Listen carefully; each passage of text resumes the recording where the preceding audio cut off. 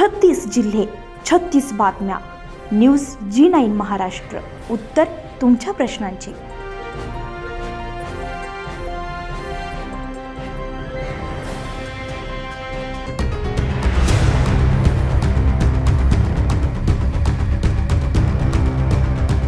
गडचिरोली जिल्ह्यामध्ये मध्यरात्रीपासून धुवाधार पाऊस कोसळत असल्यानं सर्वत्र पूर परिस्थिती निर्माण झाली आहे. नदी नाले दुथडी भरून वाहत असून आलापल्ली सिरोंचा राष्ट्रीय महामार्गावरील मोसम गावाजवळील नाल्याला पूर आलाय. त्यामुळे या मार्गावरील वाहतूक पूर्णपणे ठप्प झाली आहे. अनेक वाहने खोळंबली आहेत. या पावसामुळे शेतातील खरीप पिकांना नवसंजीवनी मिळाली असली तरी नागरिकांचे जनजीवन मात्र पूर्णपणे विस्कळीत झाले.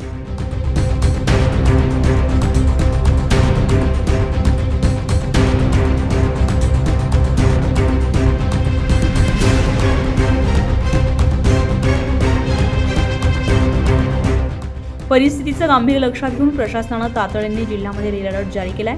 खबरदारीचा उपाय म्हणून शाळा, महाविद्यालये आणि शासकीय कार्यालयांना सुट्टी देण्यात आली आहे.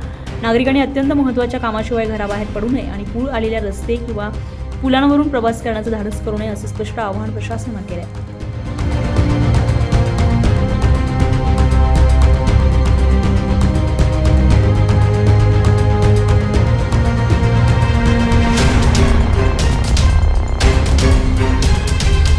न्यूज G9 महाराष्ट्रासाठी तिरुमलेश कमलवार, गडचिरोली.